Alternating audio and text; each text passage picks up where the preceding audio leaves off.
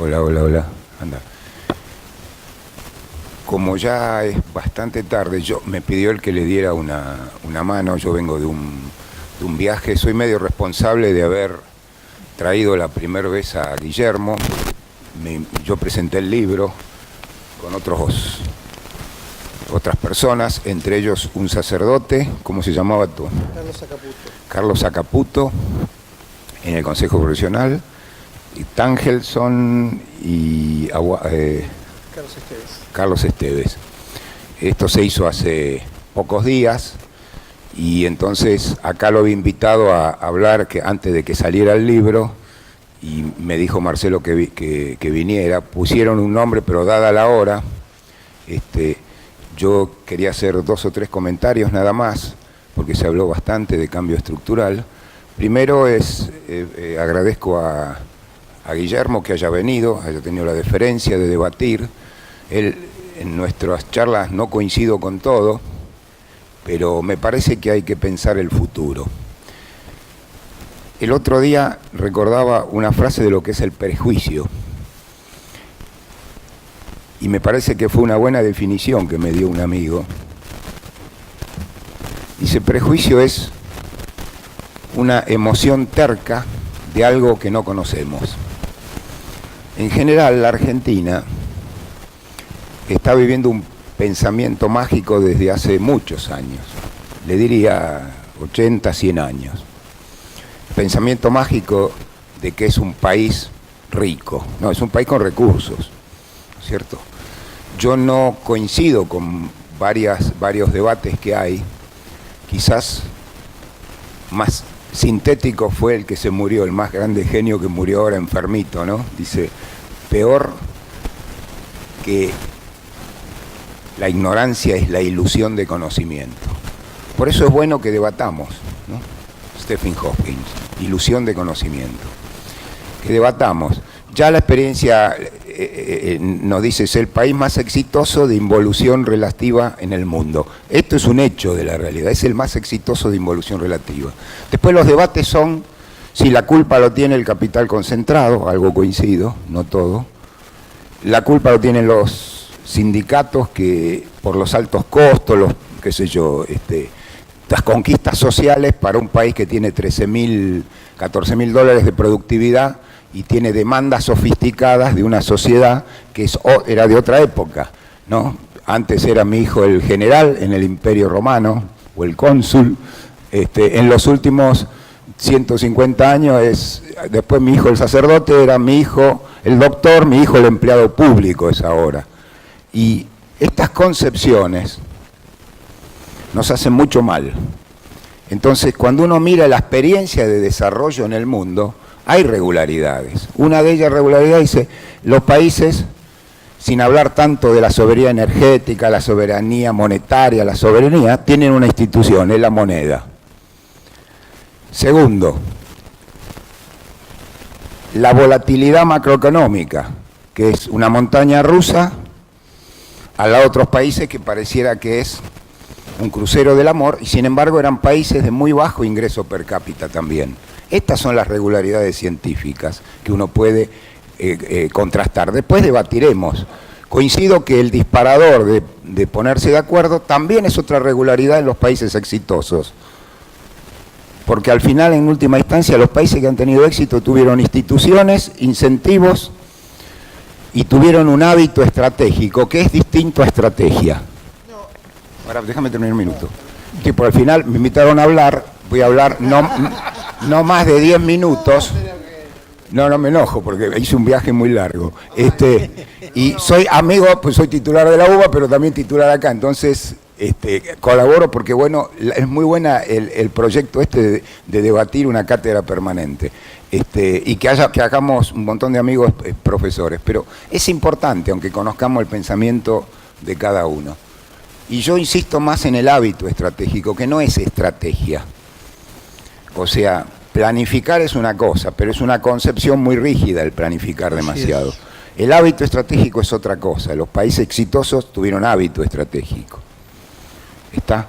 Y quizás para enseñar esto lo mejor es un partido de fútbol. Acá podríamos haber no 3, sino 25 hablando del Mundial, y dice si va por la derecha, por la izquierda, y yo recuerdo una anécdota que la uso para explicar un poco el comportamiento dinámico que me gusta el tema de la teoría de juegos que profundiza nuestro amigo Farhat, ¿no?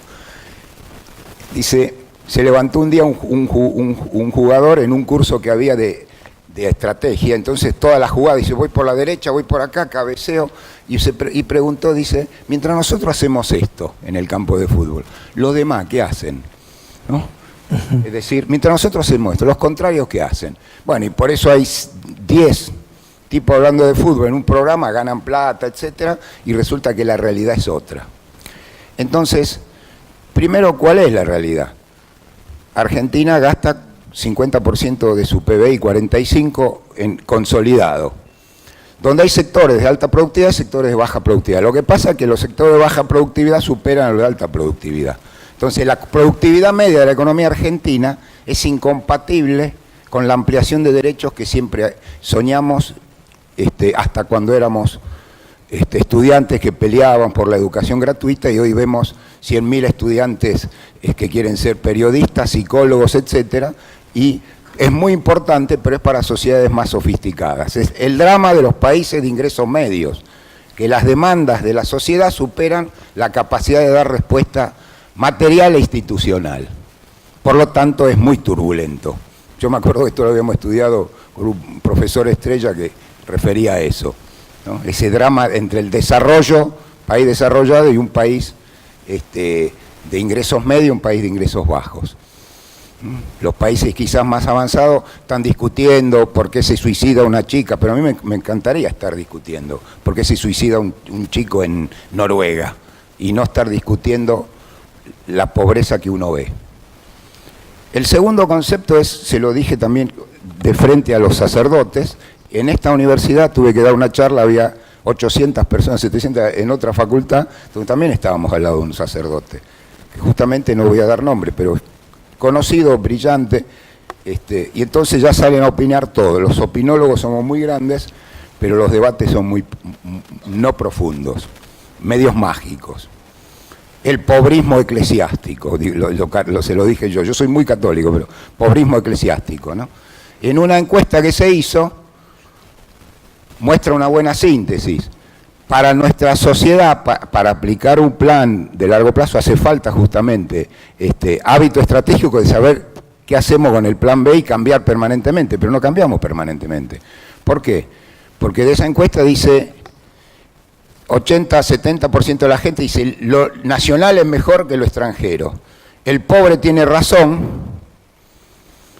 y el Estado es mejor que los incentivos y las transacciones. Es un desconocimiento, ¿no es cierto? Una función es el Estado, otra el mercado. Sin embargo, para la sociedad esa encuesta muestra un comportamiento que va a ser difícil de aceptar. En una sociedad en la cual 21 millones de personas vamos a cobrar un cheque del Estado. Y no es un discurso más de los liberales o de la izquierda. Esto es una realidad, cuya productividad no es la misma que cuando quisimos aplicar tipo de cambio alto hace algunos años atrás, del cual era menor. Entonces, creemos que tenemos una competitividad de 13 o 14 y nuestro gasto general es 40, 45 o 35. Por lo tanto, después, entonces no hay que endeudarse, perfecto. Financiemos el mercado interno, crowd out, ¿no? O sea, no hay crédito para el sector privado. Nuestro crédito no llega al 10% y nos llenamos la boca con las pymes. Gastamos plata contando las pymes y contando los pobres, pero no resolvemos los problemas reales de las pymes. ¿Está? Y no cualquier pyme.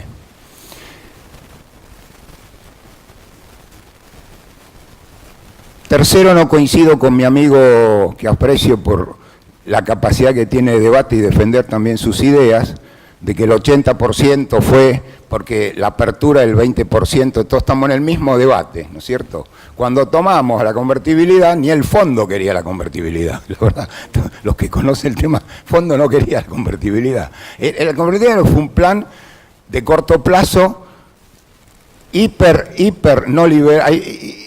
heterodoxo, porque fija un precio de la economía, Así también el precio, ese programa heterodoxo, el primer programa heterodoxo venía de un liberal, que era Kiger Bacena, que era un tipo de cambio alto. Así es. En programa heterodoxo, se fijó un tipo de cambio alto.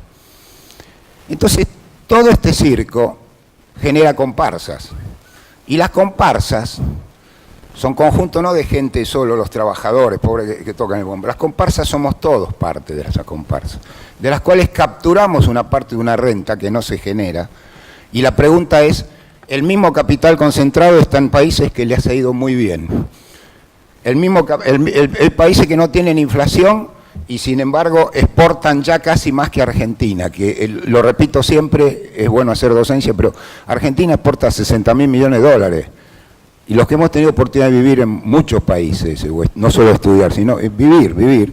Y la verdad que a uno le duele, ¿no es cierto? Le duele la realidad, que somos sofisticados, de ingresos medios, con gran dotación de recursos humanos, pero subutilizados, inclusive en debates, ¿no es cierto? En el cafecito de Corrientes podemos hablar de la revolución, pero ni siquiera generan el dólar del café que se están tomando. Entonces las ciudades gastan los dólares, y no digo el campo, y los sectores de alta productividad los generan, y le tenemos que cobrar altos impuestos porque es la única renta, y seguimos cambiando en el país, y seguimos en comparación con una decadencia muy grande. El stock de capital lo hemos comido. El stock de capital educativo, que es fundamental, ha bajado. Por algo perdemos en los chicos más pobres. Bueno, sí. Así que las conclusiones que yo saco, y agradezco que haya venido, es importante un plan. El ente está bien dicho porque no es un organismo que vaya promoviendo pensar el futuro, pero pensar el futuro significa, como diría Mafalda, para hacer una tortilla hay que romper muchos huevos, ¿no? Y es tocar pequeños intereses y grandes intereses. Y eso no es un acuerdo, ahí está, no está mi coincidencia, que tenga que estar la iglesia, los perritos, los gatos, no digo los gatos reales, los académicos. Es un acuerdo de la política, porque si no es una puja a ver qué le captamos por esta cultura corporativa que generamos desde la decadencia argentina que se inicia ya por los 20, el 30, cuando perdimos cierta institucionalidad.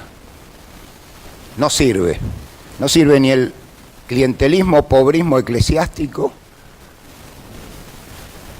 porque tienen desconcepto de que la pobreza no se arregla por ingresos, se arregla por trabajos de más calidad con mejor educación. No sirve sumar el debate sí, pero es un acuerdo real de la política que está representada por los intereses, si no seguimos con la misma cultura, donde la agenda la definen otros. Muchas gracias.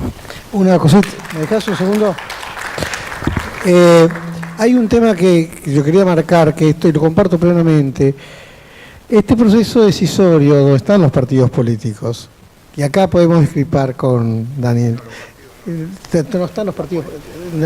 Lo que quería decir es esto. Este acuerdo es un acuerdo móvil, o sea, el pensar en el largo plazo es un proceso de pensamiento, es un ejercicio de visión hacia el largo plazo. Yo puedo poner ejercicio de posicionamiento, pero la riqueza está en el ejercicio y la posibilidad de acordar en el largo plazo. Ese es el aporte central del trabajo. Incorporé los partidos políticos y hablé de los sindicatos, el Estado, y eso, ¿saben por qué? Porque tengo la percepción de que los partidos políticos en Argentina están en un nivel de inferioridad con el sistema corporativo. Yo creo que los sindicatos, creo que las empresas actúan sobre los partidos políticos y no los partidos políticos captan a la inversa. O sea, esto no es un pacto de la Moncloa como lo hizo España. El pacto de la Moncloa de España fue un pacto entre partidos políticos, pero los sistemas corporativos españoles casi no existían.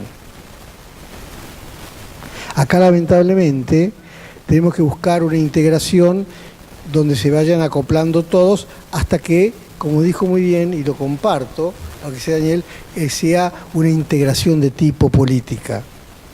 Pero no les quepa ninguna duda, tomando el modelo de ahora, que en el futuro, si ustedes dejan al lado afuera los sindicatos o dejan fuera, pensando en la perspectiva, la educación y el rol del Estado, creando los marcos regulatorios de lo que acuerden los capitales con los sindicatos, porque son los que van a estabilizar el marco regulatorio, o sea, la parte institucional, por eso la participación del Estado, ¿no es cierto?, es fundamental. No sé si he sido claro.